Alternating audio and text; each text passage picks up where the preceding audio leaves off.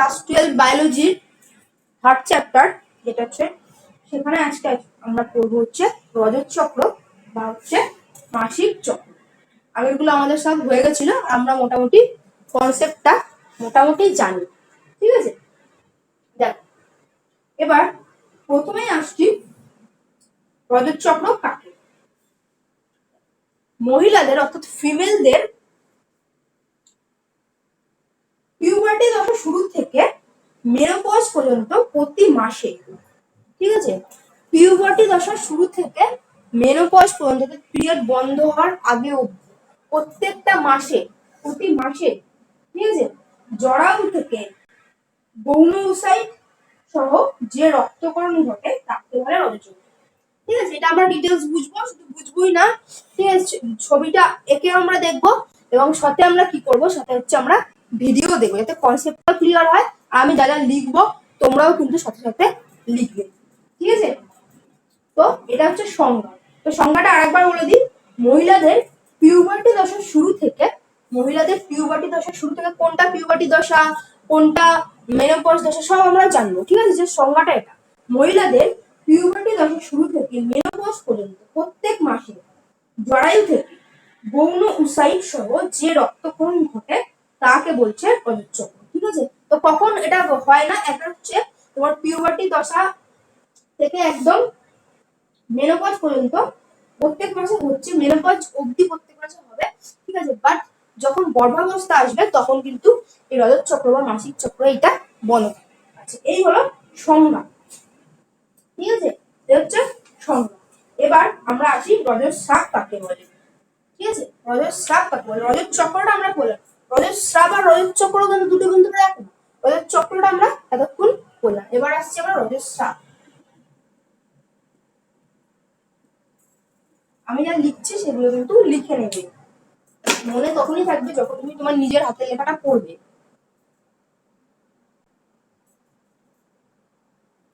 ঠিক আছে, দেখো রজস্রাব হচ্ছে নারীদের যৌন জীবনে গড়ে 28 দিন অন্তর অন্তর, নারীদের যৌন জীবনে গড়ে 28 দিন অন্তর অন্তর। ঠিক আছে, 28 দিন পর, 28 দিন এটা আমরা ডিটেইলসে পড়বো। ঠিক আছে, এখন একটু মানে বলে নিচ্ছি। 28 দিন পর পর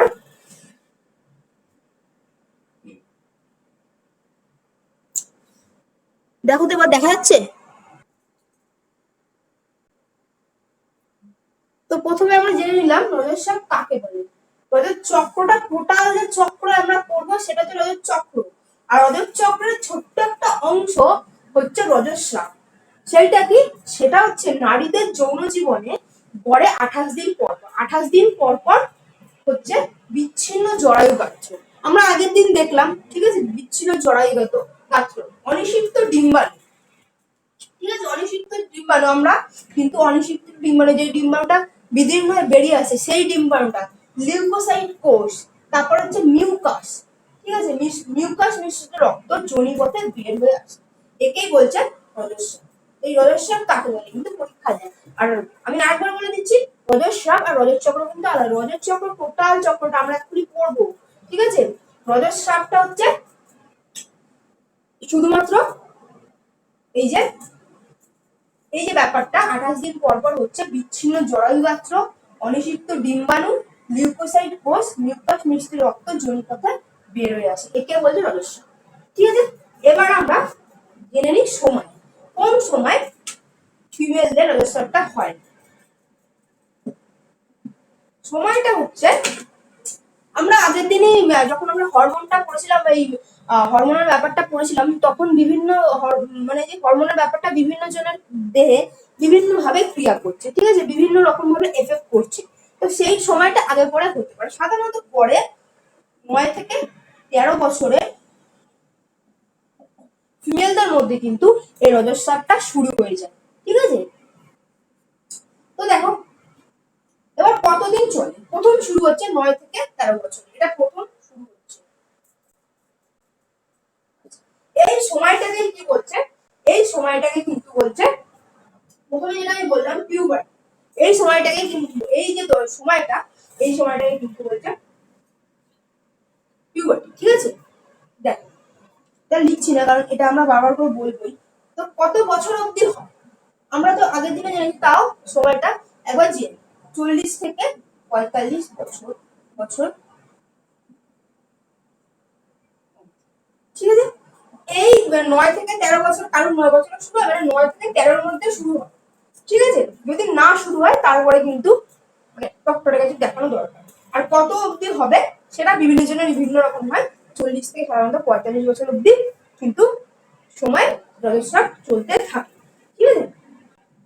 রজত চক্র, এটা তো রজত শ্রাপ বললাম, এবার রজত চক্র, পুরো চক্রটা আমরা একে পড়বো ভালো করে, বইতে যেটা দেওয়া আছে মানে কালারিং করে।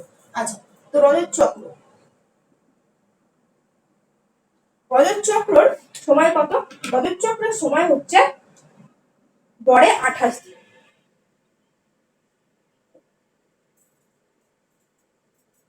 ঠিক আছে। টোটাল চক্রটা হচ্ছে গড়ে 28 দিন।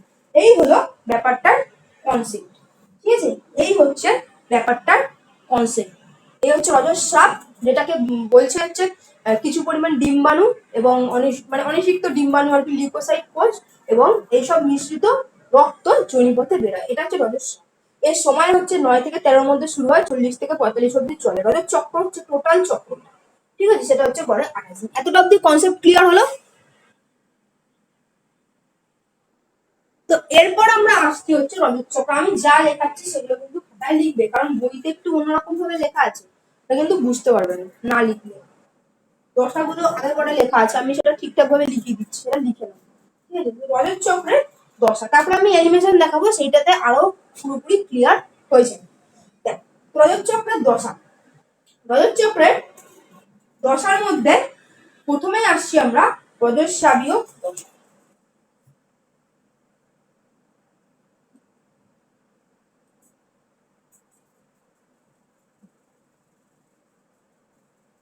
ঠিক আছে। যেই সময় ব্লিডিংটা সেটাকে বলছে রজস্রাবীয় দশা, ঠিক আছে। সেই রজস্রাবীয় দশাটা স্থায়ী হয় প্রায় 1 থেকে 5 দিন।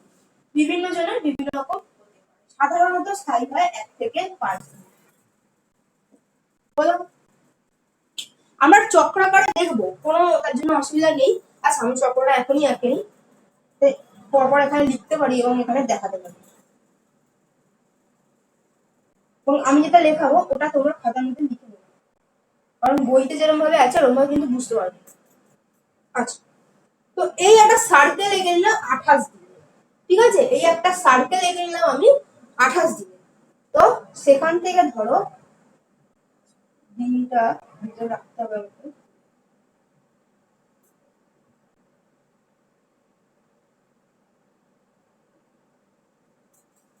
বলো, তো বললাম 1 থেকে 5,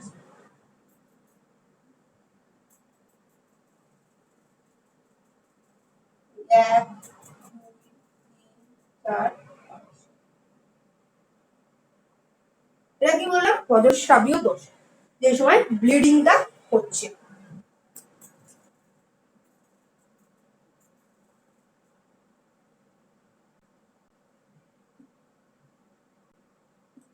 ঠিক আছে, রজস্রাবীয় দশা।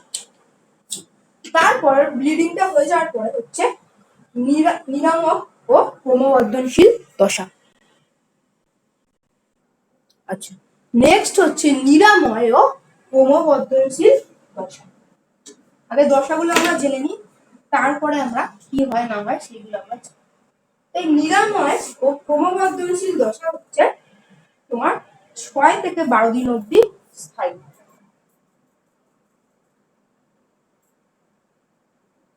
5 হয়ে গেল, 6, 7, 8, 9, 10, 12, ঠিক আছে। 6 থেকে 12 দিন অবধি স্থায়ী হচ্ছে নিরাময় ও ক্রমবর্ধনশীল দশা। তারপরে দশাটার নাম হচ্ছে ডিম্বাণু নিঃসরণ দশা, যেটা আমরা আগে পড়েছিলাম, ঠিক আছে। যখন আমরা ডিম্বাশয় কলাস্থানী গঠন করছিলাম, যে ডিম্বাণুটা বিদীর্ণ হয়ে বাইরে বেরিয়ে আসছে, সেইটা হচ্ছে ডিম্বাণু নিঃসরণ দশা।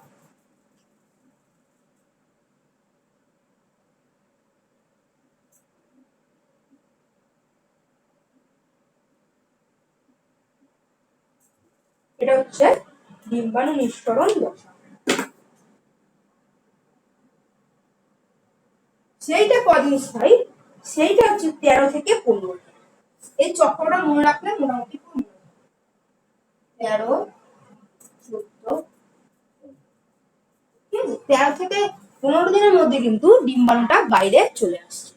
ঠিক আছে, তো লিখে দিন 3 নম্বর দশা হচ্ছে ডিম্বাণু নিঃসরণ।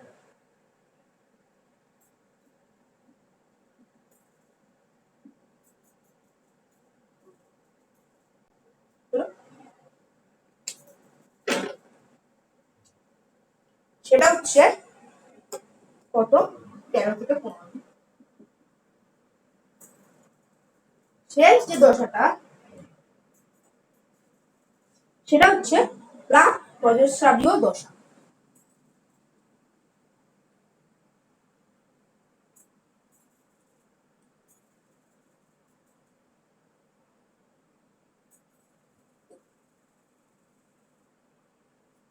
সেই প্রাক রজস্রাবীয় দশাটা একদম 16 থেকে 28 দিন অবধি।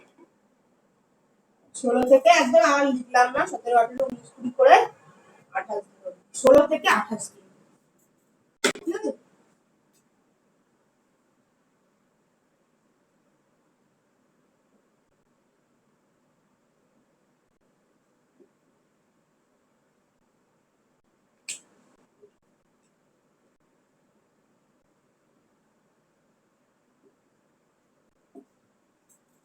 এই হচ্ছে রজত চক্র বা মাসিক চক্রের যে দশা, রজত চক্র বা মাসিক চক্রের দশাগুলি লেখা বললে এই হচ্ছে দশা। ঠিক আছে, এখানে 3 নম্বরও দেয়, 5 নম্বরের কোশ্চেন দেয়, সেটা তো তোমাদের সাজেশনে আমি দিয়ে দেবো। তো এবার হচ্ছে এই দশাগুলোর মধ্যে কি কি হরমোনাল পরিবর্তন হয় সেটা জানবো আমরা। ঠিক আছে, ডিম্বাশয়ের কি কি পরিবর্তন হচ্ছে সেটা আমরা জানবো। এইগুলো এরকম আর কি। ঠিক আছে, ডিম্বাশয়ের পরিবর্তন আলাদা করে জানতে পারবো। তারপর হচ্ছে আমরা জরায়ুর পরিবর্তন আলাদা করে জানবো, হরমোনাল পরিবর্তন আলাদা করে জানবো। বাট আমি কি করবো, তোমাদেরকে একসাথে একটা চার্টের মধ্যে দেখ, তোমাদের বইতে কিন্তু যেরকম আছে সেরকম আমি বলছি না, ওখানে কিন্তু এটা আগে পড়ে আছে। আমি কিন্তু রজত চক্রটা দিয়ে শুরু করেছি। ঠিক আছে, ব্লিডিং হচ্ছে, তারপর আছে নিরাময় ও ক্রমবর্ধনশীল দশা। ঠিক আছে, তারপরে ডিম্বাণু নিঃসরণ, যখন ওভিলিউশনটা ঘটছে সেইটা, তারপরে হচ্ছে প্রাক রজস্রাবীয় দশা। সেইটা আমি কিন্তু এইভাবে দেখাচ্ছি। ঠিক আছে, এটা ক্লিয়ার হলো কিনা বলো, দরকার হলে এটা একটা স্ক্রিনশট নিয়ে নাও। বড় যে ছবিটা রয়েছে, রজতচক্র চলাকালীন ডিম্বাণু ও জরায়ুর পরিবর্তন সমূহ, সেই যে ছবিটা রয়েছে ওইটা আমরা এই মুহূর্তে, একদমই কঠিন নয়, পরপর করে যখন আমি আঁকবো জাস্ট আমি কালো কালি আমার সাথে সাথে কিন্তু তোমরা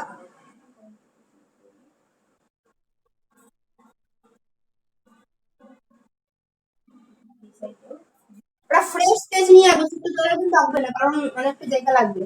ঠিক আছে, তোমাদের দিকে মাইক অফ করো,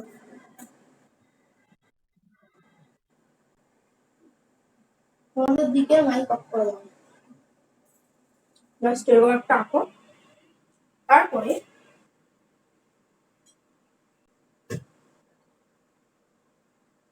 এইখান থেকে এরকম এরকম ভাবে জাস্ট আঁকতে,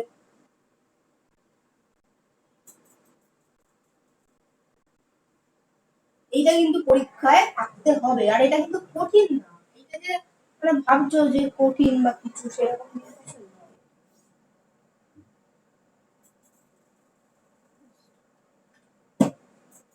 পরীক্ষায় আঁকলে নাম্বারটাও ভালো হবে, আর এটা মানে ছকটা আঁকলে আমি মুখস্থ হয়ে যাবে।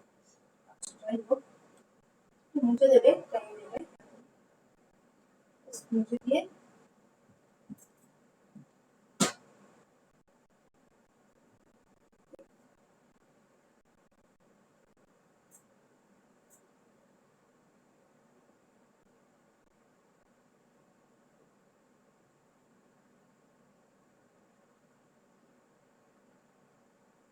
হলো।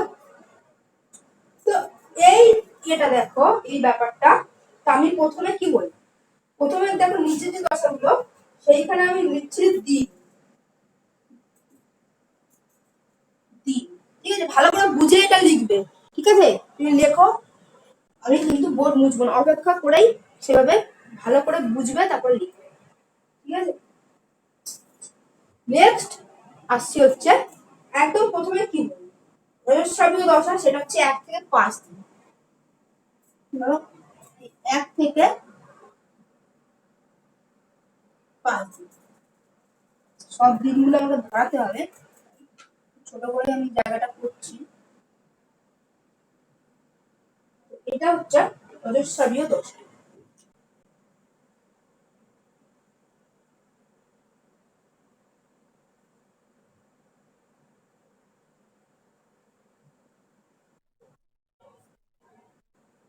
হলো যখন ব্লিডিংটা, হ্যাঁ হ্যাঁ,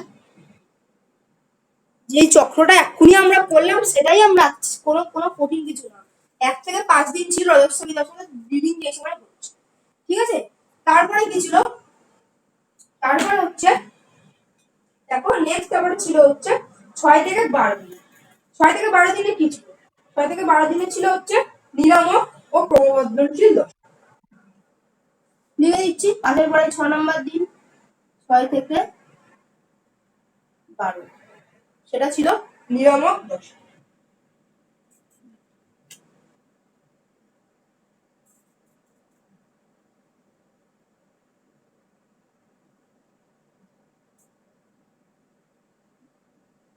ঠিক আছে, 6 থেকে 12 দিন হচ্ছে নিরামক দশা।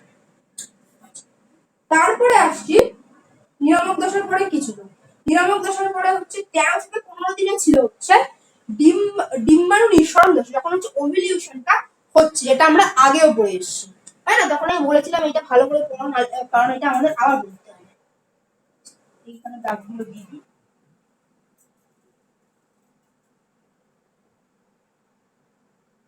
13 থেকে 15 দিন হচ্ছে ডিম্বাণু নিঃসরণ দশা।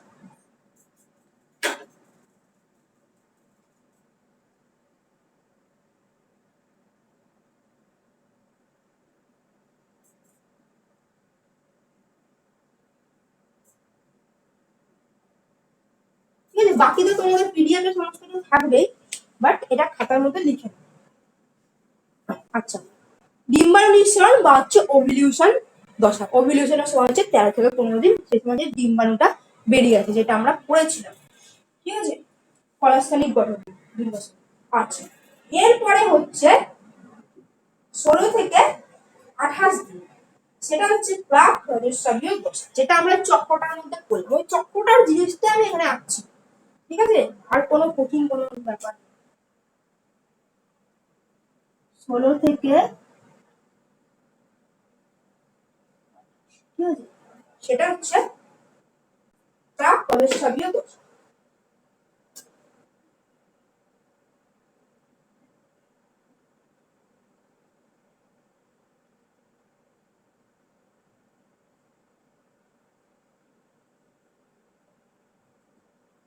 এটা হচ্ছে প্রাক রজস্রাবীয় দশা, হচ্ছে 16 থেকে 28 দিন। আচ্ছা, তারপরে হচ্ছে 29তম দিন থেকে একদিনে আবার কি চক্র শুরু হয়। এই যে 29তম দিন হয়ে গেল, এই যে 28 দিন, এই যে 29 বা 29তম দিন বা একদিন, এই সময় আবার কিন্তু পিরিয়ডটা চক্রটা বা ব্লিডিং শুরু হচ্ছে। ঠিক আছে, এই ব্যাপারটা হচ্ছে, এই ব্যাপারটা প্রত্যেক ক্ষেত্রে এক থাকছে না, সেটা কারোর ক্ষেত্রে আলাদা, কারণ কি এই যে সময়গুলো সবার হরমোনাল চেঞ্জ এক হয় না, বিভিন্ন কিছু সবার এক হয় না, আলাদা আলাদা ব্যাপার ঘটে, তাই কিন্তু সবার ক্ষেত্রে এক হয় না, কিন্তু নর্মালি 28 দিন হচ্ছে এই চক্রটার দশা। ঠিক আছে, চক্রের দশা। ঠিক আছে, 29তম দিনে আবার রজস্রাব শুরু হবে। তো এই 28 দিন অব্দি আমাদের ধরা হয় চক্রটাকে। এতটা এইটুকুনি বুঝতে পেরেছি কিনা বলো? আর যে বা যারা পরে দেখবে তারা কিন্তু না বুঝতে পারলে আমাকে ওই জায়গাটা বলবে যে না আমি এটা বুঝতে পারিনি। আচ্ছা, এখানে বোঝার জন্য একটা উদাহরণ দিয়ে বলে দিই, কারোর ব্লিডিং শুরু হলো 1 তারিখে। ঠিক আছে, 1 তারিখে কোনো একটা মাসে 1 তারিখে ব্লিডিংটা শুরু হলো। বোঝার জন্য এটা লিখবে না, এটা বোঝার জন্য বলছি। 1 তারিখে শুরু হলো, ঠিক আছে, 28 দিন পর, ঠিক আছে, 28 তারিখ বা হচ্ছে 29 তারিখ আবার শুরু হবে। আবার কি ধরো 28 দিন হয়ে গেল, 29 তারিখে আবার শুরু হবে। ঠিক আছে, এই 1 তারিখে হলো, আবার 29 তারিখে শুরু হচ্ছে। এবার দেখো কোনো মাস হচ্ছে, কোন মাস 31-এ হচ্ছে, তো মাসের হিসাবে কিন্তু হয় না, ওটা হচ্ছে এই দিনের সংখ্যাটা যেটা তার হিসাবে কিন্তু হয়। ঠিক আছে, তাই 1 তারিখ থেকে 28 তারিখে হলো। ঠিক আছে, তারপরে হচ্ছে দেখো সেই সেই মাস ধরো 29 তারিখে শুরু হলো, সেই মাসে আরো দুদিন আছে 30-31, এই 30-31টা থাকছে 30-31, ঠিক আছে, 29 তারিখ হয়ে গেল, আবার ধরো 30-31, এই এক্সট্রা দিন হয়ে গেল। তারপরের মাসে কিন্তু পিরিয়ডটা এগিয়ে আসে। ঠিক আছে, তখন কিন্তু 28 তারিখে হবে না, তখন কিন্তু আর কিছুদিন এগিয়ে এসে, ঠিক আছে, তখন কিন্তু দেখো নেক্সট মাসে হয়ে যাচ্ছে কিন্তু সেটা 26 তারিখ। এই কারণ কি, এই মাসে ধরো দুদিন এক্সট্রা তারিখ হচ্ছে, নেক্সট মাসে হয়ে যাচ্ছে কি 26 তারিখ। ঠিক আছে, ফার্স্ট মাসে 29 তারিখ এসেছিল লিডিং, তারপরে হয়ে যাচ্ছে 26 তারিখ। ঠিক আছে, এই চক্রটা চলতে থাকবে 28 দিন, আবার 26 প্লাস 28 দিন যত হয় সেটা চলবে, কারণ প্রত্যেকটা মাসের আমরা জানি জানুয়ারি, ফেব্রুয়ারি, মার্চ, এপ্রিল, মে সব দিন সংখ্যা এক। ঠিক আছে, তাই জন্য কিন্তু এটা হিসাব করা 28 দিন, বাট সবার ক্ষেত্রে এক নয়। ঠিক আছে, যাই হোক, এইটা কেউ লিখবে না, ওটা বইয়ের জন্য বলবো। আচ্ছা, এবার হচ্ছে দিনের ব্যাপারটা আমরা বুঝলাম। এবার আসছি আমরা ডিম্বাশয়। আচ্ছা, এইটা এই জায়গাটা জরায়ু, এই জায়গাটা লিখে রাখো, জরায়ু মধ্যস্থ ক্রিয়া।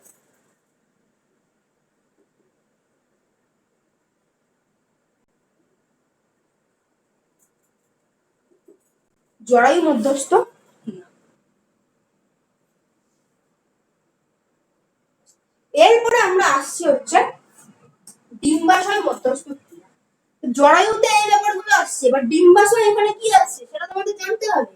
হ্যাঁ, তো সেই ডিম্বাশয় আমরা তো মানে পুরাই ফেলেছি, সেটা তো আমাদের নতুন কিছু না। এই জায়গাটা থেকে শুরু করো, কারণ উপরে আবার হরমোনের ব্যাপারটা আসলো, এখানে হরমোনের জায়গাটা ছোট হয়ে যাচ্ছে। যাই হোক, চেষ্টা করছি ছোটের মধ্যে পড়ার।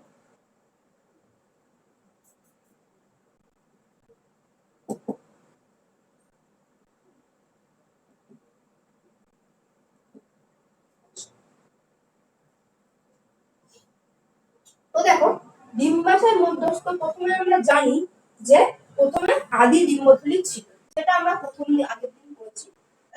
আদি ডিম্বথলি ছিল, আদি ডিম্বথলি আস্তে আস্তে পরিণত প্রাপ্তি হচ্ছে।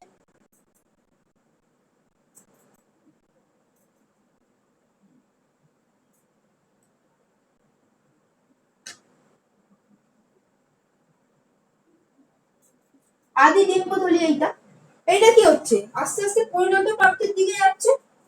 ঠিক আছে, এই ধরো এরকম এরকম, এবং আস্তে আস্তে আস্তে আস্তে কি হচ্ছে পরিণত প্রাপ্তির দিকে যাচ্ছে।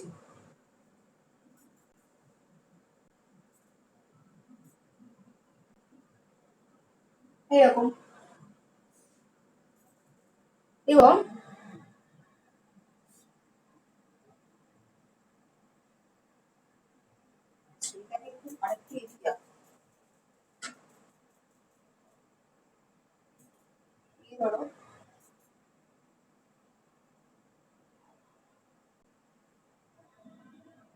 আস্তে আস্তে পরিণতির দিকে যাচ্ছে, এবং হচ্ছে একদম যখন পরিণত হচ্ছে ধরে নিচ্ছে সেটাকে দেখতে এরকম লাগছে। তো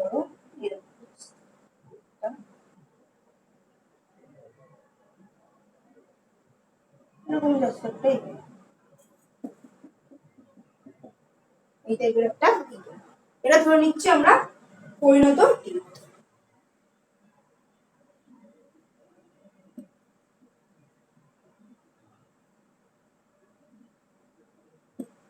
ঠিক আছে,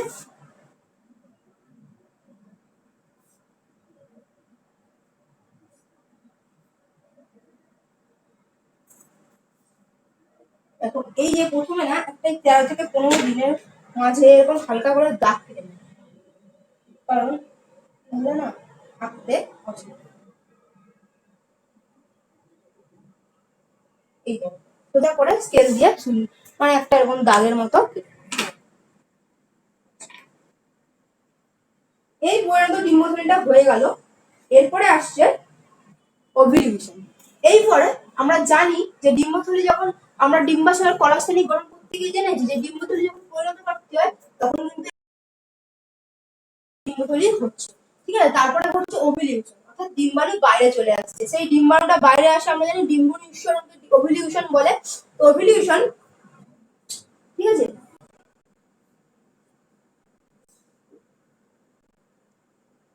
দেখো সেই ওভিলিউশনটা হচ্ছে 13 থেকে 15 দিনের মাথায়, যেখানে ডিম্বাণু নিঃসরণ বেরিয়ে আসছে।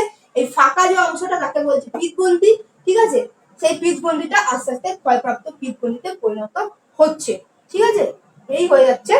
তো এটা করার সময় প্রথমে ডিম্বাণু নিঃসরণ 13 থেকে 15 দিন, এখানে একটা হালকা করে এরকম দাগ কেটে, ঠিক আছে। এই হয়ে গেল ডিম্বাণু মধ্যস্থ, ডিম্বাশয় মধ্যস্থ ক্রিয়া। মাঝখানে একটু রেকর্ডিংটা প্রবলেম হয়েছিল, আচ্ছা, তাই জন্য আমি আরেকবার বলে দিলাম। আচ্ছা, এবার আসছে ডিম্বাশয় হরমোনের লেভেল। হরমোনের কি কি ব্যাপার থাকে সেইটা এবার আমরা একটু জানবো। এবার হচ্ছে দেখো ইস্ট্রোজেন বা ডিম্বাশয়ের হরমোন লেভেল, সেটার মধ্যে আছে ইস্ট্রোজেন ও হচ্ছে প্রোজেস্টেরন। তো এই প্রথমেই আসছি আমরা ইস্ট্রোজেনের ব্যাপার। ইস্ট্রোজেন হচ্ছে পরিণত ডিম্বথলি, যেটা সেইখান থেকে হচ্ছে ইস্ট্রোজেনটা, মানে যে সময় পরিণত ডিম্বথলি ওই সময়টাতে কিন্তু ইস্ট্রোজেনের ব্যাপারটা হাই হবে, ঠিক আছে। যে সময় পরিণত ডিম্বথলি ওই সময় হচ্ছে ইস্ট্রোজেনের ব্যাপারটা আস্তে আস্তে হাই হয়ে যাবে। তো দেখো এই জায়গাটাতে ইস্ট্রোজেনটা আঁকছি আমি, এই রেড কালারটা দিয়ে আমি দেখো এরকম গিয়ে এই সময় কিন্তু ইস্ট্রোজেনটা এরকম হাই হবে। তারপরে আবার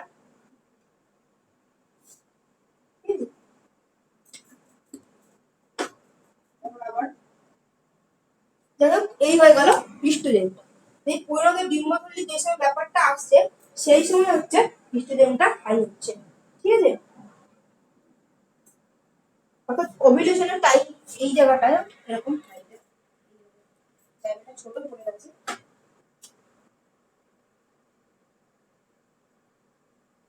এইরকম ভাবে ইস্ট্রোজেনটা হাই হবে। পরিণত ডিম্বথলি এবং ওভিলেশনের যে টাইমটা এই সময়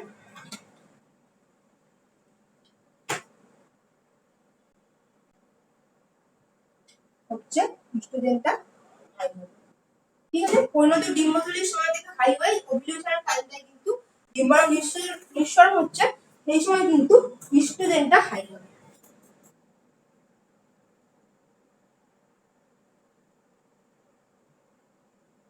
ঠিক আছে। ইস্ট্রোজেনটা হাই হচ্ছে। তারপরে দেখো, তারপরে হচ্ছে প্রোজেস্টেরন। তো প্রোজেস্টেরন কোন সময় হাই হয়? প্রোজেস্টেরন হাই হচ্ছে, তোমরা জানো হচ্ছে প্রোজেস্টেরনটা কোথা থেকে ঘটিত হচ্ছে?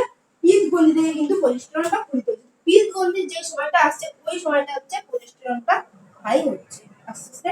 এই সময় গিয়ে কিন্তু এই পিত্তগ্রন্থির টাইমটাই কিন্তু এই প্রোজেস্টেরন হাই হচ্ছে, ঠিক আছে। এই হচ্ছে ইস্ট্রোজেন এবং প্রোজেস্টেরনের ব্যাপারটা,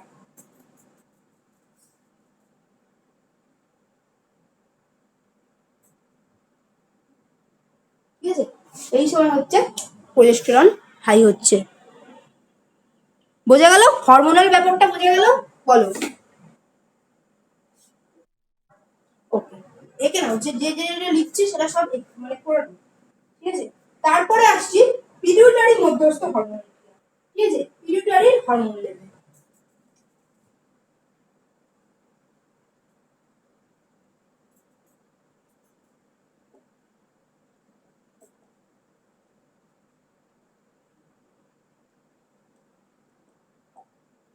ঠিক আছে, পিটিউটারি হরমোন লেভেল। তো সেইটা কি হচ্ছে? সেইটা হচ্ছে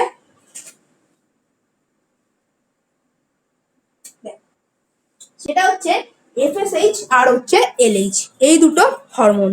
তো সেইটা কিরকম কি থাকে এবার আমরা জানি, ঠিক আছে। তো দেখো প্রথমে আসছি এফএসএইচ। এফএসএইচ কোথা থেকে নির্গত? এফএসএইচ নির্গত হয় পরিণত ডিম্বথলি, অর্থাৎ এই অঞ্চলে এফএসএইচ কিন্তু বেড়ে যাবে, ঠিক আছে। এফএসএইচ কে আমি তাহলে আঁকছি হচ্ছে রেড কালারটা দিয়ে, এফএসএইচ কে আমি ডিনোট করছি, ঠিক আছে।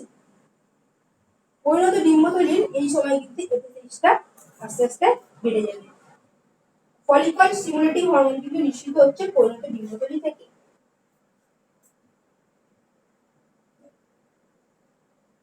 এরকম ভাবে গিয়ে পরিণত ডিম্বথলির সময় কিন্তু এফএসএইচটা,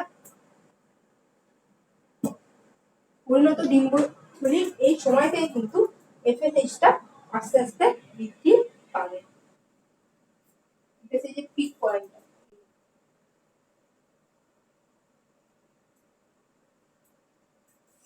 ঠিক আছে।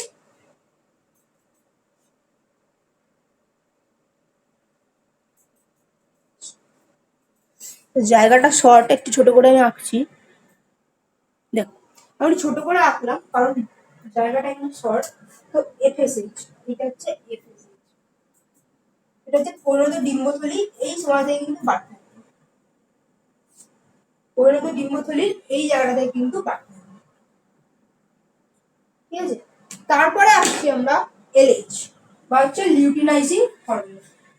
লিউটিনাইজিং হরমোন হচ্ছে পিত্তগ্রন্থি থেকে ক্ষরিত হয়, ঠিক আছে।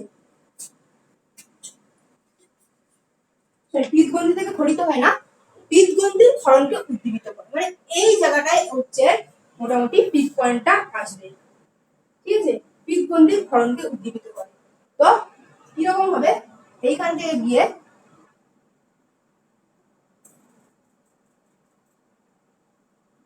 এরকম, ঠিক আছে। এই হচ্ছে এলএইচ। বলো বোঝা গেল কিনা বলো, বুঝলে কিনা বলো।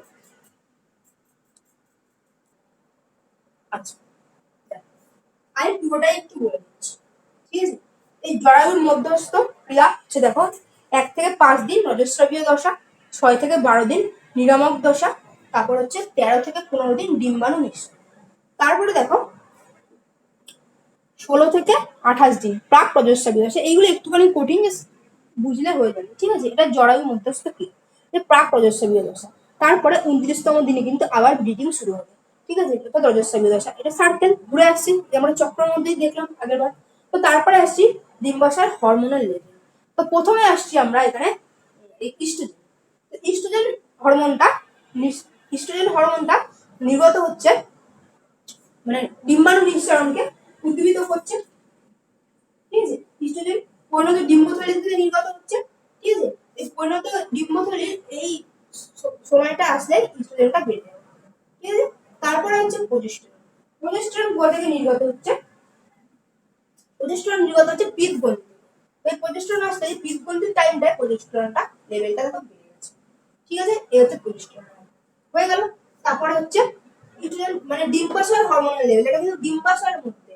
তারপরে দেখো ডিম্বাশয় মধ্যস্থ ক্রিয়া, ঠিক আছে। ডিম্বাশয় মধ্যস্থ কি ক্রিয়া হচ্ছে, প্রথমে হচ্ছে আদি ডিম্বথলি আস্তে আস্তে পরিণতি প্রাপ্ত হলো, এর পরিণত ডিম্বথলি, তারপর হচ্ছে ওভিলিউশনটা ঘটলো, ঠিক আছে।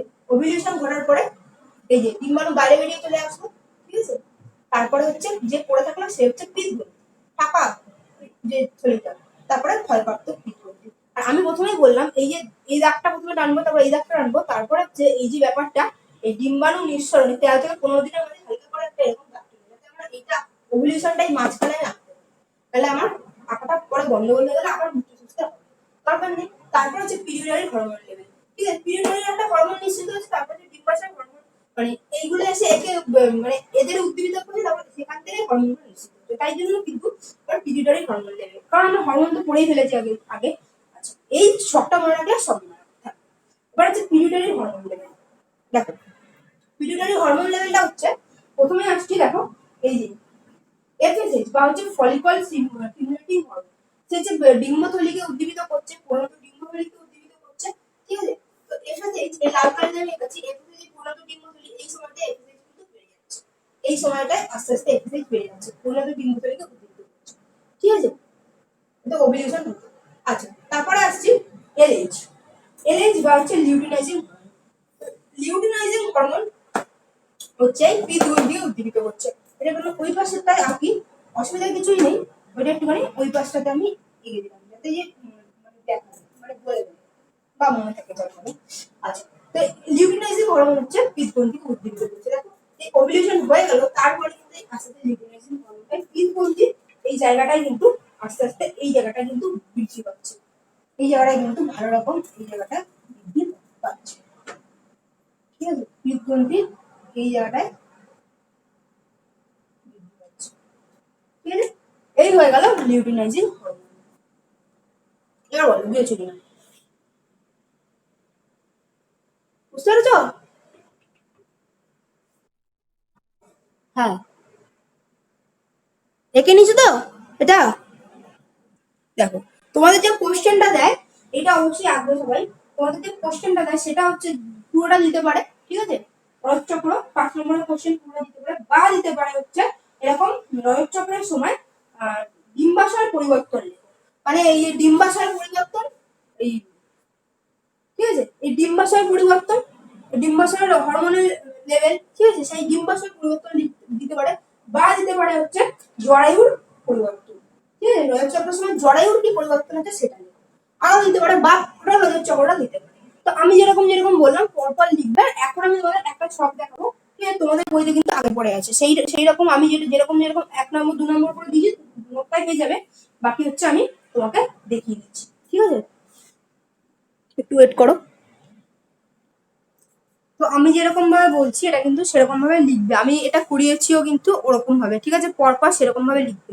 ঠিক আছে, এটা আমি লিখে দিতাম, বাট বুঝতে পারছো টাইমটা অনেকটা হয়ে গেছে, তো যেরকম আছে আমি যেরকম এরকম করে দাগ 1 2 করে লিখেছি, লেখা আছে সেটা কিন্তু সেটার পরপর লিখবে, তোমাদের বইতে যেরকম আছে সেরকম ভাবে লেখার দরকার নেই। ঠিক আছে, তো এইটা দেখো ছকটার মধ্যে একেবারে রয়েছে, যে প্রথমে দেখো রয়েছে দশা, ঠিক আছে, প্রথমে দেখো লেখা রয়েছে দশা, দশা কি কি হয়। তারপরে যে ডিম্বাশয়ের পরিবর্তন, আমি বললাম ডিম্বাশয়ের পরিবর্তন জরায়ুর পরিবর্তন সেটা আলাদা দিতে পারে, তো ডিম্বাশয়ের পরিবর্তন এবং জরায়ুর পরিবর্তন। তারপরে নিয়ন্ত্রণ, কোন হরমোন নিয়ন্ত্রণ করে, তো প্রথমে এক্ষেত্রে দেখো প্রথমে তোমাদের দশাটা রিপিয়ারিং দশাটা আগে আছে, সেটা কিন্তু আগে যাবে না। তো প্রথমে যে দশাটা আসছে সেটা হচ্ছে মেনুস্ট্রুয়াল দশা, ঠিক আছে, সেটা হবে কিন্তু প্রথমে, সেটা হবে কিন্তু ফার্স্টে।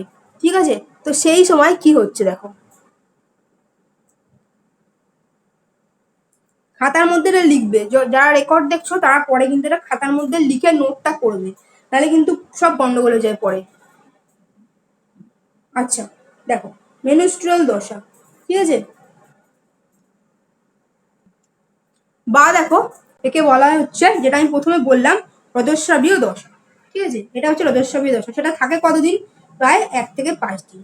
ঠিক আছে, প্রথমে আসছি ডিম্বাশয়ের পরিবর্তন, ডিম্বাশয়ের পরিবর্তনে কি পিতগ্রন্থি ধ্বংসপ্রাপ্ত হয়, এরকম দাগ কাটবে, দাগ কেটে করবে পিতগ্রন্থি ধ্বংসপ্রাপ্ত, প্রথমে লিখবে এইটা, এইটা আসছি আমি 1 নম্বরে, ঠিক আছে, কারণ এটা কিন্তু এভাবে 1 নম্বরে আমি করেছি, পিতগ্রন্থি ধ্বংসপ্রাপ্ত হয়।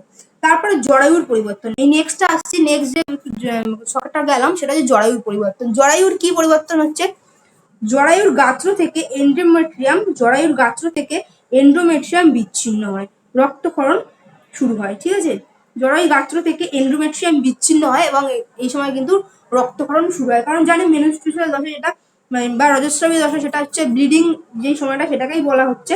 ঠিক আছে, সেটা হচ্ছে তার মধ্যে কি কি থাকছে, রক্ত এবং অনিষিক্ত ডিম্বাণু, যে অনিষিক্ত ডিম্বাণুটা সেটা কিন্তু বেরিয়ে আসছে, কারণ নিষেধ ঘটছে না, সেটা কিন্তু বেরিয়ে আসছে। এবার আমরা ভিডিও দেখবো। আচ্ছা, প্রজেস্টেরনের অভাবে রজস্রাব শুরু হয়, ঠিক আছে, প্রজেস্টেরনের অভাবে রজস্রাব শুরু হয়। নিয়ন্ত্রণ যেটাকে বলছে সেটা হচ্ছে হবে প্রজেস্টেরনের অভাবে রজস্রাব শুরু হয়। ঠিক আছে, যদি একটা একটা করে লিখতে হয় সেটাই কিন্তু সেইগুলো নিয়ে তুমি লিখতে পারো, মেনুস্ট্রুয়াল দশা বা হচ্ছে মেনুস্ট্রুয়াল দশা সেইখানে, বা রজস্রাবীয় দশা সেইখানে ডিম্বাশয়ের পরিবর্তন, সেই শুধুমাত্র ধরো এই সেটা লিখতে, বা জরায়ুর পরিবর্তন শুধু এটা লিখতে, যেটা দেবে সেটা লিখতে পারো, বা টোটালটা দিলে টোটালটা লিখতে হবে ছকের মাধ্যমে। ঠিক আছে, তারপরে আসছি নেক্সট, আসছি 2 নম্বরে, দেখো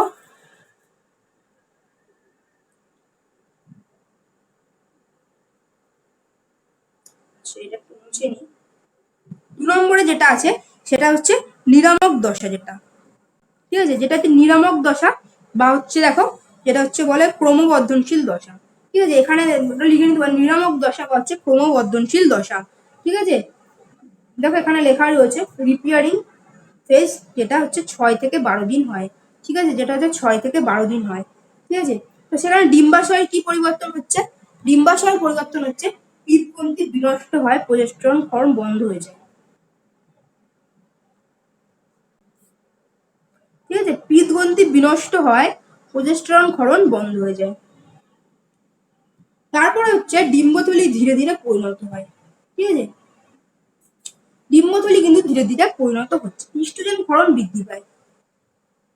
প্রজেস্টেরন ক্ষরণ বন্ধ হয়ে গেল, আমরা দেখলাম কোটে প্রজেস্টেরন ক্ষরণ বন্ধ হয়ে গেলে ইস্ট্রোজেন ক্ষরণ কিন্তু বৃদ্ধি পায়।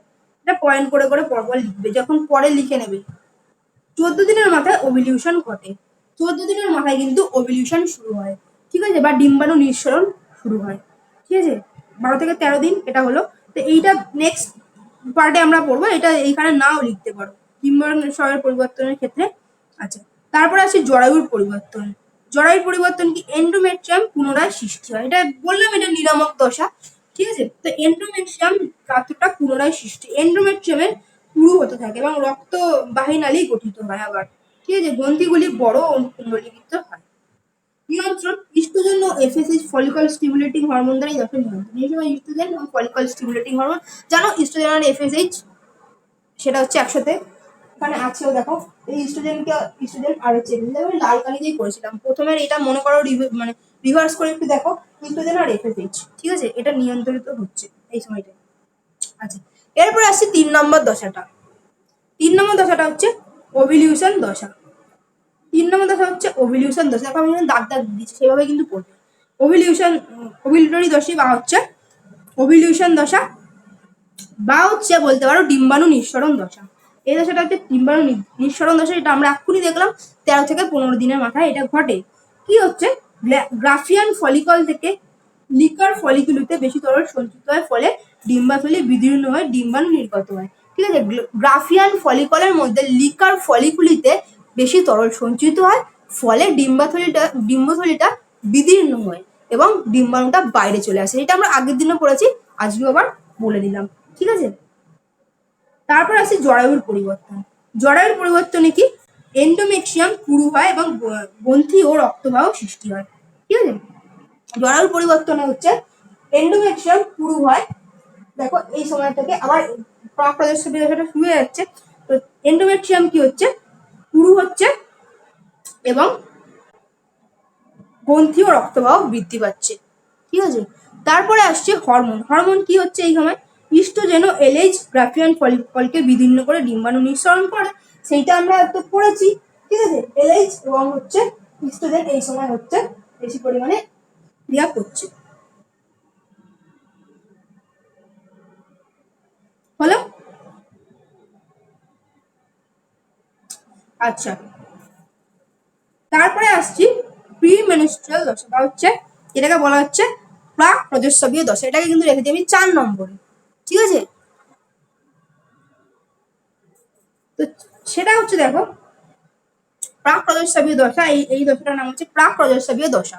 এই সময় দেখো কি কি হচ্ছে। আচ্ছা, এইটা সময়টা প্রথমে বলে নি, কতদিন থেকে কতদিন, তো প্রথমে বলেছি এটা হচ্ছে 15 থেকে 28 দিন। ঠিক আছে, এটা তোমরা বললামই, এটা হচ্ছে 16 থেকে 28 দিন, প্রায় 15 দিন তো হয়ে গেল, এটা হবে হচ্ছে 16 থেকে 28 দিন। এখানে একটু গন্ডগোল রয়েছে বইতে, তো সেইটা তোমরা ঠিক মতন করে করে দিয়েছি সেটা।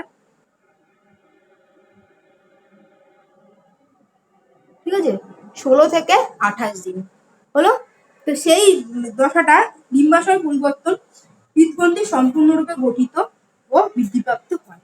ঠিক আছে, পিত্তগ্রন্থি সম্পূর্ণরূপে গঠিত ও বৃদ্ধিপ্রাপ্ত হয়, প্রজেস্টেরন ক্ষরণ বৃদ্ধি পায়। ঠিক আছে, এই সময় প্রজেস্টেরন ক্ষরণ হচ্ছে বৃদ্ধি পায়। 28 দিনের মাথায় পিত্তগ্রন্থি বিনষ্ট হয়ে যায়। 28 দিন যদি হয়ে যাচ্ছে, সেই সময় কিন্তু পিত্তগ্রন্থিটা দেখো আস্তে আস্তে ক্ষয়প্রাপ্ত পিত্তগ্রন্থির দিকে যাচ্ছে। যে 28 দিন হয়ে গেল, পিত্তগ্রন্থি কিন্তু বিনষ্ট হয়ে যাচ্ছে।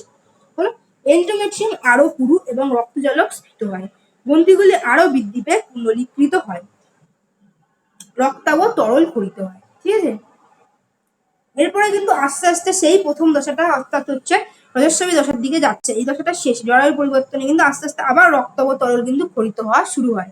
ঠিক আছে, জরায়ুর পরিবর্তনে তারপরে হচ্ছে গ্রন্থিগুলো আরো বৃদ্ধি পেয়ে কুণ্ডলীকৃত হয় এবং যেটা বলছি রক্তাভ তরল ক্ষরিত হয়। তারপর নিয়ন্ত্রণ, কে নিয়ন্ত্রণ করছে? প্রজেস্টেরন দশাকে নিয়ন্ত্রণ করে। হলো। এটা হচ্ছে 4টে দশা। দেখো আমি 1 2 করে পয়েন্ট করে দিয়েছি, সেরকম ভাবে কিন্তু এটা করবে। আর বয়সগুলো লিখে দিয়েছি, ঠিক আছে? সেইভাবে কিন্তু খাতার মধ্যে ছক কেটে লিখে নেবে এবং আমাকে দেখিয়ে নেবে, চেক করে নেবে। বোঝা গেল? আচ্ছা, রজনীবৃত্তি বা যে মেনোপজ, যে সময়টাকে বলে মেনোপজ কাকে বলে, এইগুলো একটুখানি দেয়, ঠিক আছে? তো এইটা একটুখানি জেনে রাখা ভালো, মানে জেনে রাখতেই হবে। এটা স্ত্রী লোকের জীবন চক্রে যে দশায় ডিম্ব নিঃসরণ এবং রজস্রাব উভয় সম্পূর্ণরূপে বন্ধ হয়ে যায়, ঠিক আছে? ডিম্ব নিঃসরণ, রজস্রাব উভয় কিন্তু, ডিম্ব নিঃসরণও হবে না এবং ব্লিডিংও হবে না, উভয় কিন্তু বন্ধ হয়ে যায়, তাকে বলছে রজনীবৃত্তি, ঠিক আছে? বা হচ্ছে মেনোপজ, যেটা আমরা প্রথমে বললাম। সময় হচ্ছে 40 থেকে 45 বছর। দেখো, এটা অবশ্যই হরমোনাল কারণ। এর কারণ বা লক্ষণ: মেনোপজের একটি কারণ হতে পারে পিটুইটারি গ্রন্থি তথা হাইপোথ্যালামাসের কাছাকাছি অঞ্চলের পরিবর্তন। মেনোপজের আরেকটি কারণ হিসেবে মনে করা হয় ডিম্বাশয়ের আর কোনো ফলিকল অবস্থায় থাকে না। দুটো কারণ ধরা হয়। একটা, দেখো আমি প্রথমেই বললাম, একটা মানে শিশু, একটা যে মেয়ে শিশু বা হচ্ছে ফিমেল, তো সে প্রথমে যখন মানে একদম যে জন্মাচ্ছে জরায়ুর মধ্যে মাতৃগর্ভে, সেই সময় কিন্তু একটা নির্দিষ্ট পরিমাণ ডিম্বাণু নিয়ে সে জন্মেছে, মানে সেই সময় আসছে আস্তে আস্তে, ঠিক আছে? সেই ডিম্বাণুটা নিঃসৃত হতে হতে হতে একটা সময় শেষ হয়ে যায়। সেটা বিভিন্ন জনের ক্ষেত্রে বিভিন্ন সময় হতে পারে, ঠিক আছে? সেটাকে ধরা হচ্ছে একটা কারণ। 40 থেকে 45-এর মধ্যে সাধারণত শেষ হয়ে যায়, ঠিক আছে? তারপরে তার মানে মা হওয়ার ক্ষমতা থাকে না, ঠিক আছে? তো সেই যে সময়টা, সেটাকে বলছে মেনোপজ। একটা হতে পারে এই কারণটা, ডিম্বাণু তার শেষ হয়ে গেছে। আর একটা হতে পারে তাহলে পিটুইটারি গ্রন্থির তথা হাইপোথ্যালামাসের কাছাকাছি অঞ্চলের পরিবর্তন, ঠিক আছে? অনেক সময় এইটা হলেও কিন্তু হয়। দেখো, ইস্ট্রোজেন এবং প্রোজেস্টেরন হরমোনের মাত্রা কমে যাওয়ার জন্য মেনোপজ সংঘটিত হতে পারে। জরায়ু এবং যোনিপথের কার্যক্ষমতা হ্রাস পায়।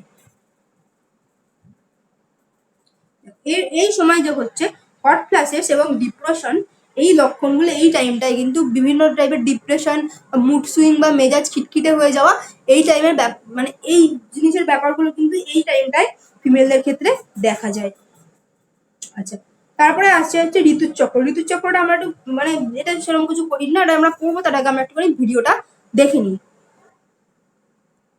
দেখো, প্রথমে আমি বললাম একটা মেয়ে যখন 9 থেকে 13 বছর বয়স, অর্থাৎ একদম পূর্ণতাপ্রাপ্তি দশা আসে, তখন তার ইউটেরাসে কিছু পরিবর্তন হয়, ঠিক আছে? তো দেখো, এখানে দেখাচ্ছে ইউটেরাসের বিভিন্ন অংশ, যেটা আমরা আগেই জেনেছি, সেটা এগুলোর আমি বলছি না।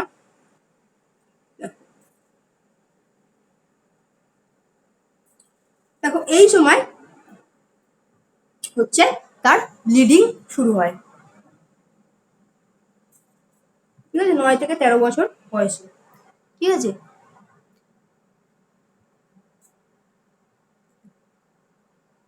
এই যে চক্রটা যাকে বলছি মেনস্ট্রুয়াল সাইকেল, ঠিক আছে? এই চক্রটাই আমরা বললাম, সেটাই আমরা ভিডিওর মাধ্যমে জাস্ট বলবো, ঠিক আছে? তো এটা 28 দিনের একটা চক্র হয়, ঠিক আছে? যেটার নাম হচ্ছে রজত চক্র। তো তার প্রথম থেকে কিছু পরিবর্তন আসতে থাকে। দেখো, প্রায় এরকম 3 থেকে 5 দিন ব্লিডিং হলো। তারপরে এই যে এগ যেটা আছে বা ডিম্বাণু, সেটা নিঃসৃত হয়, যেটা আমরা আগে পড়েছি, ডিম্বাশয় থেকে ডিম্বাণুটা নিঃসৃত হচ্ছে, ঠিক আছে? ডিম্বাণু নিঃসৃত হচ্ছে। এবং দেখো, এই যে দুটো ওভারি থাকে ফিমেলদের, দুটো ওভারি থাকছে, সেখান থেকে ডিম্বাণুটা নিঃসৃত হচ্ছে, ঠিক আছে? 13 থেকে 15 দিনের মাথায় এটা ওভিলিউশনটা হচ্ছে আর কি, ওভিলিউশনটা ঘটছে। এই যে ডিম্বাণুটা যাচ্ছে, এই সময় যদি এই যে ডিম্বাণুটা যাচ্ছে, ঠিক আছে? এই সময় যদি শুক্রাণু বা আসে, তখন কিন্তু ফার্টিলাইজ হতে পারবে। যদি না আসে, ঠিক আছে, তাহলে কিন্তু ডিম্বাণুটা আস্তে আস্তে আস্তে আস্তে আস্তে এখান থেকে বাইরে বেরিয়ে আসবে, ঠিক আছে? এই এক্ষেত্রে কিন্তু আস্তে আস্তে আস্তে মানে 13 দিনের মাথায় ডিম্বাণু নিশ্চিত হলো, ডিম্বাণু নিশ্চিত হয়ে এই স্থানটা অবস্থান করলো, ঠিক আছে? ফ্যালোপিয়ান টিউবের এখানে আস্তে আস্তে বেরিয়ে আসতে সময় লাগছে, ঠিক আছে? সেই সময় যদি কোনো মানে নিষেধ, কি বলবো, সেই সময় যদি শুক্রাণু প্রবেশ করে, সেই সময় কিন্তু ফার্টিলাইজেশন হতে পারে। তো আরো ব্যাপার আছে ফার্টিলাইজেশন হওয়ার, সেটা মানে সেগুলো তো আমরা জানবোই। তো সেই যে সময় ফার্টিলাইজ যদি না হয়, ঠিক আছে, বা কোনো শুক্রাণু যদি না আসে যোনিপথে, সেই সময় কিন্তু এই ডিম্বাণুটা আস্তে আস্তে আস্তে প্রায় 13 দিনের মাথায় নিশ্চিত হলো। তারপরে কিন্তু 16 থেকে 28 দিন প্রাক রজস্রাবীয় দশা চলে। তারপরে 29তম দিনে কিন্তু সেইটা ডিম্বাণু কিছু পরিমাণ সাথে রক্ত, মিউকাস এবং এন্ডোমেট্রিয়ামের কিছু পরিমাণে অংশ, সেটা কিন্তু বেরিয়ে চলে আসে, ধাত্র আর কি, এন্ডোমেট্রিয়ামের ব্লিডিং হিসাবে বেরিয়ে চলে আসে, ঠিক আছে? যেটাকে আমরা রজস্রাব বলছি। বোঝা গেল? তা আমরা এতক্ষণ পড়েছিলাম হচ্ছে রজতচক্র, যেটা হচ্ছে মানুষের ক্ষেত্রে কিন্তু রজতচক্রটা ঘটছে। ঠিক আছে, এবার আসছে ঋতুচক্র। ঋতুচক্রটা কি জিনিস? রজতচক্র মানে হচ্ছে একটা মানে ফিমেলের মানুষের ক্ষেত্রে হচ্ছে কি সারা বছর ধরে মানে ঘটছে। ঠিক আছে, 28 দিন পর পর ওভুলেশনের টাইম আছে, সেটা তো সমস্ত দেখে। ঠিক আছে, বাট অন্যান্য কিছু প্রাণী আছে যেমন ঋতুচক্র যাকে বলছে, যেমন কিছু প্রাইমেট যেমন হচ্ছে ইঁদুর, গিনিপিগ, কুকুর। ঠিক আছে, তারপর হচ্ছে এদের এই ইতর প্রাণীদের যে যৌনচক্র গঠিত হয় তাকে ঋতুচক্র বলছে। ঠিক আছে, অর্থাৎ স্ত্রী প্রাণীর যৌনাঙ্গে এক বা একাধিক নিয়মিত চক্রাকার পরিবর্তন হচ্ছে ঋতুচক্র। ঠিক আছে,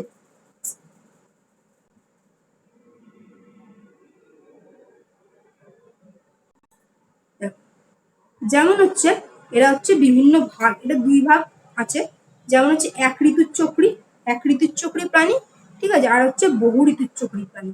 এক ঋতুচক্রী হচ্ছে যেসব প্রাণীদের বছরে একবার ঋতুচক্র সম্পন্ন হয়। যেমন যে কুকুরের ক্ষেত্রে কুকুরের যে ঋতুচক্র সেটা কিন্তু বছরে একবারই কিন্তু হয়। ঠিক আছে, ওরা বছরে একবারই কিন্তু জন্ম সম্পন্ন করে, তারপর সন্তান জন্ম দেয়। ঠিক আছে, তারপরে আসছে বহু ঋতুচক্রী। তো বহু ঋতুচক্রী হচ্ছে এই বহু ঋতুচক্রী হচ্ছে যেসব প্রাণীদের বছরে একাধিকবার ঋতুচক্র সম্পন্ন হয়, যেমন হচ্ছে গিনিপিগ, ইঁদুর, বিড়াল, ঘোড়া ইত্যাদি প্রাণীদের। ঠিক আছে, এই এক ঋতুচক্রী বহু ঋতুচক্রী এগুলো জাস্ট একটু বই থেকে দেখে নিন, এগুলো সেরকম কোনো কিছু কঠিন নয়। ঠিক আছে, না বুঝতে পারলে এটা একটু আমাকে বলবে। দেখো, রজতচক্র আর ঋতুচক্রের এই পার্থক্যটা পড়বে, এটা কিন্তু পরীক্ষাতে দেয়। ঠিক আছে, এটা বই থেকে দেখাও, এটা কিন্তু পরীক্ষাতে দেয়। ঠিক আছে, তো দেখো রজতচক্র আর ঋতুচক্রের পার্থক্য কাদের দেখা যায়। রজতচক্র হচ্ছে মানুষ সহ স্ত্রী স্তন্যপায়ী প্রাণী, যেমন হচ্ছে গরিলা, শিল্পাঞ্জি, বানর, এদের ক্ষেত্রে কিন্তু রজতচক্র দেখা যায়। মানুষের ক্ষেত্রে যেরকম হয় ওই সব মানে গরিলা, শিল্পাঞ্জি, বানর তাদের ক্ষেত্রেও এই একই রকম হয়। তারপর হচ্ছে ঋতুচক্র সকল প্রাইমেট, যেমন হচ্ছে ইঁদুর, বেড়াল, কুকুর। তারপরে হচ্ছে সময়। রজতচক্রের সময় কি 9 থেকে 12 বছর, যেটা তো আমি জানলাম, প্রত্যেক 28 দিন পর পর ঘটে, 40 থেকে 50 অব্দি ঘটতে থাকে। আচ্ছা, তারপর ঋতুচক্র প্রায় নির্দিষ্ট প্রজনন ঋতুতেই কেবল ঘটে। রক্তক্ষরণ, প্রতিটি রজতচক্রের নির্দিষ্ট দিন রক্তক্ষরণ হয়। তো ঋতুচক্রে হচ্ছে রক্তক্ষরণ ঘটে না। ঋতুচক্রে রক্তক্ষরণ ঘটে না। নিঃসৃত বস্তু, রজতচক্রে রক্ত, মিউকাস, অনিষিক্ত ডিম্বাণু রজস্রাবের সঙ্গে দেহের বাইরে নিঃসৃত হয়।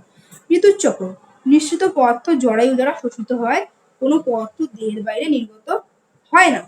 যৌন মিলনের অংশগ্রহণ, যৌন জীবদের যে কোনো সময় যৌন সঙ্গম ঘটতে পারে। ঠিক আছে, রজতচক্রের ক্ষেত্রে মানুষ বা এইসব প্রাণীর যে কোনো সময় কিন্তু এদের যৌন মিলন ঘটতে পারে, এবং কিন্তু তারা যে কোনো সময় সন্তান জন্ম দিতে পারছে। ঠিক আছে, যে কোনো সময় বলতে অবশ্যই ডিম্বাণু নিশ্চিত হবে, ওই ওই টাইমটা মানে নির্দিষ্ট যে কোনো সময় তার ডিম্বাণু নিশ্চিত হবে, একটা ডেট আছে, একটা টাইম আছে। পিরিয়ড হয়ে যাওয়ার ঠিক 13 থেকে 15 দিনের মাথায় ডিম্বাণু নিঃসরণ হচ্ছে, ওই সময় কিন্তু সঙ্গম করলে তখন কিন্তু ফার্টিলাইজেশন হবে। সেটা আমরা নেক্সট নিষেধটা পড়বো, তখন আমরা জানবো। আচ্ছা, তারপর ঋতুচক্র, যৌন মিলন কেবল পূর্ণ ঋতুচক্রে ঘটে। হলো?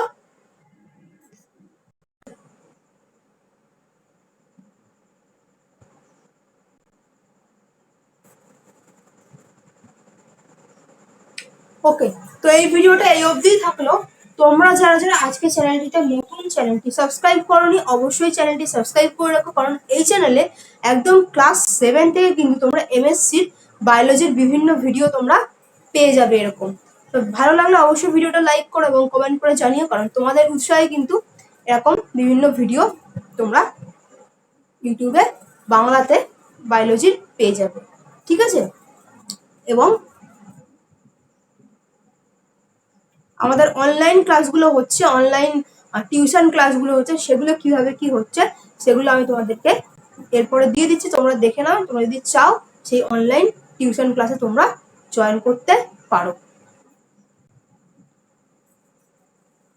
আর সেই টিউশন ক্লাসগুলো তো কিন্তু তোমরা তোমাদের টাইমেও করতে পারো, কারণ দেখো তোমরা পশ্চিমবঙ্গের বিভিন্ন প্রান্ত থেকে আসছো, সবসময় সবার সাথে সবার টাইম মিলবে না। ঠিক আছে, তোমরা যদি চাও তোমরা কিন্তু সেই টাইম অনুযায়ী করতে পারো। তোমরা যারা ধরো অনেকেই আছে হোস্টেলে পড়ে, তারা কিন্তু পরেও ক্লাসটা করে, সেই রেকর্ড ক্লাসটা পরে করে, এবং যেগুলো আমি ক্লাসে লিখতে দিই সেগুলো তারা পরে লিখে আমাকে জমা দেয়। এবং যেগুলো হোমওয়ার্ক দিই সেগুলো করেও জমা দেয়। এবং রেকর্ড ক্লাসটা তো দিয়ে দিই, সাথে ক্লাসের পর পিডিএফটা পেয়ে যায়, তো কোনো প্রবলেম কিন্তু হবে না। ঠিক আছে, তোমরা যোগাযোগ করে নিতে পারো এবং এরপরে দেখে নাও কীভাবে তোমাদের অনলাইন ক্লাসগুলো হচ্ছে। ওয়েলকাম টু বাংলাতে বিজ্ঞান। আজকে আমরা বাংলাতে বিজ্ঞান অনলাইন বায়োলজি ক্লাস যেটা হয় সেই ক্লাসটি সম্পর্কে তোমাদের এই একটা ভিডিওর মাধ্যমে পুরোপুরি তোমরা ডিটেলসে পেয়ে যাবে। একদম ক্লাস 10 থেকে শুরু করে একদম মাস্টার ডিগ্রি অবধি এখানে ক্লাস হয়, তবে এই ভিডিওটার মাধ্যমে আমি শুধুমাত্র ক্লাস 10, 11, 12 এইগুলো সম্পর্কেই আলোচনা করব। ক্লাস কিভাবে হয়, এই ক্লাস থেকে তোমরা কী কী সুবিধা পাবে, কীরকম কী তোমরা ম্যাটেরিয়ালস, নোট, সাজেশান এগুলো পাবে, এই সম্বন্ধে সব কিছু এই ভিডিওটা থেকে তোমরা জানতে পেরে যাবে। 10 থেকে 12 অবধি ক্লাস কবে কবে হয় এবং এর মাসিক মূল্য কত, এই সব কিছু এই ভিডিওটার মাধ্যমে তুমি ক্লাসগুলো হবে গুগল মিটে। তোমাদের সাবস্ক্রিপশান নিতে হবে এবং সাবস্ক্রিপশান নেওয়ার পরে তুমি সেই পেইড গ্রুপে অ্যাড হয়ে যাবে। ওখান থেকে তোমাকে লিঙ্ক পাঠানো হবে, যেদিনকে যখন ক্লাস থাকবে সেই লিঙ্কের থেকে তুমি ক্লাসে প্রবেশ করবে এবং ক্লাসের সমস্তটাই বুঝিয়ে দেওয়া হবে। বোর্ড ওয়ার্ক তো থাকবেই, সাথে তোমাদের একদম পিকচার দেখে, ভিডিও দেখে যেখানে যেটা দরকার বুঝিয়ে দেওয়া হবে। এরপরে ক্লাস হয়ে যাওয়ার পরে ওই দিনকেই তোমরা নোট পেয়ে যাবে এবং প্রত্যেকটা ক্লাসের পরের দিন ওইটার মানে যেই ক্লাসটা হলো সেই ক্লাসটার পড়া ধরা বা লিখতে দেওয়া হবে। বা যতটা পড়া হলো সেখান থেকে সাজেশানে, অর্থাৎ পরীক্ষায় কী কী কোশ্চেন এসছে না এসছে সব সাজেশান কিন্তু তোমাদের প্রোভাইড করে দেওয়া হবে এবং সেগুলো আমরা চেক করে দেব। ঠিক আছে, এখন নোট, সাজেশান এইগুলো সমস্তটা ফ্রি এবং সাথে আরেকবার বলে দিচ্ছি প্র্যাকটিক্যাল ক্লাস কিন্তু ফ্রি। প্র্যাকটিক্যাল ক্লাস 11, 12 ফ্রিতে করিয়ে দেওয়া হবে। কীভাবে কী প্র্যাকটিক্যাল ক্লাস হয় বা পরীক্ষায় আসে না আসে সমস্তটা কিন্তু এখান থেকে তোমরা ফ্রিতে পেয়ে যাবে। এবং এখান থেকে যেগুলো ক্লাস 11, 12 পড়ানো হবে সেগুলো শুধুমাত্র এইচএস বা ক্লাস 11 নয়, ওখান থেকে অনেক শর্ট কোশ্চেন কিন্তু তোমরা নিটেও কমন পাবে। সেইগুলো কিন্তু বলে দেবে যে এইগুলো নিটে কমন পাওয়া হয়, মানে এইগুলো নিটের থেকে বারবার করে আসছে। এই নোটগুলো তোমরা সমস্তটাই পিডিএফের মাধ্যমে পেয়ে যাবে। টিচার সাপোর্ট হচ্ছে, ধরো কোনো কিছু তোমার কোনো জায়গায় কনফিউশন হলো, কোনো কিছু তুমি বুঝতে পারছো না, সেটা তুমি সকাল 10টা থেকে রাত 10টার মধ্যে যে কোনো সময় এই যে হোয়াটসঅ্যাপ নাম্বারটা দেওয়া আছে পেইড গ্রুপে অ্যাড হওয়ার পরে সেই পেইড গ্রুপে তুমি পাঠাবে, তোমাকে সেই অ্যান্সারটা সঙ্গে সঙ্গে দিতে হবে। ঠিক আছে, তো এই সুবিধাটা কিন্তু তোমরা এই ক্লাসের মাধ্যমে পেয়ে যাচ্ছ। ধরো কোনো দিন তুমি ক্লাসে আসতে পারলে না, বা তোমার নেটটা প্রবলেম করলো, বা তোমার ধরো একটা দিন সময় হচ্ছে না, বা একটু আগে পরে সময় মেনটেন হচ্ছে না, সেক্ষেত্রে কী হবে, সেক্ষেত্রে কিন্তু তুমি রেকর্ড ক্লাসের সুবিধা পেয়ে যাবে। সমস্ত ক্লাসটাই কিন্তু তুমি রেকর্ড পেয়ে যাবে, সেটা তুমি পরে খাতায় লিখে নাও, আর নোট তো তোমার থাকছেই। বুঝতেই পারলে এখানে পড়লে কিন্তু তোমার আলাদা করে কোনো বাইরে কোনো টিউশন নেওয়ার কিন্তু আর কোনো রকম কিছুর প্রয়োজন নেই। একটা খুব সামান্য মূল্যতে তোমরা এখানে পড়তে পারছো। আর সাজেশান পুরোপুরি কমন, এটা আমি বলছি না, এটা কিন্তু আমি তোমাদের লিঙ্ক দিয়ে দিচ্ছি। গত বছরে তোমার দাদা দিদিরা কী বলেছে সেটা কিন্তু তোমরা নিজেরাই তাদের কমেন্টগুলো বা তাদের রিপ্লাইগুলো পড়ে নিতে পারো। এবার আসছি মাসের ফিজটার ব্যাপারে। ঠিক আছে, যেটাকে সাবস্ক্রিপশান বলছি। দেখো, ক্লাস 10-এ জীবনবিজ্ঞান বুধবার ক্লাস হয় 4:30 থেকে, মাসের মূল্য মাত্র 70 টাকা। ঠিক আছে, ক্লাস 11 বায়োলজি ক্লাস হয় সোমবার ও শুক্রবার সন্ধ্যা 8টা থেকে, এর মাসের মূল্য হচ্ছে মাত্র 200 টাকা। ঠিক আছে, আর হচ্ছে এইচএস বায়োলজি হচ্ছে মাসিক মূল্য মাত্র 250 টাকা। ঠিক আছে, এত কমে মানে ক্লাস 11, 12 বায়োলজি কোথাও তুমি পড়তে পারবে না।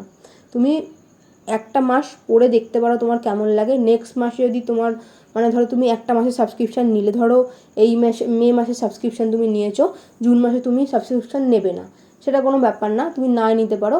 যেই মাসে সাবস্ক্রিপশান নেবে তাকে সেই গ্রুপটাতে অ্যাড করে দেওয়া হবে এবং সেখান থেকে সমস্ত কিছু তুমি পেয়ে যাবে পেইড গ্রুপ থেকে।